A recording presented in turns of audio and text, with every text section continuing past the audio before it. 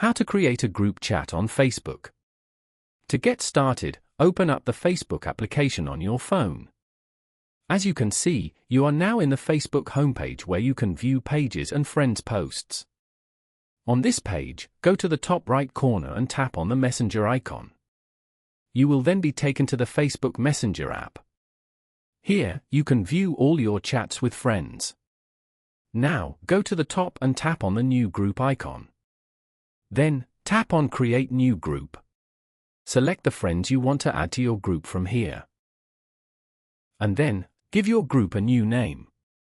After that, tap on Create at the top right corner. You have now successfully created a group chat with your friends.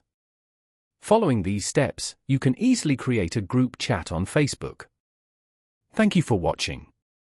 Please leave a like if this tutorial helped you, or leave a comment below if you have any questions related to the video.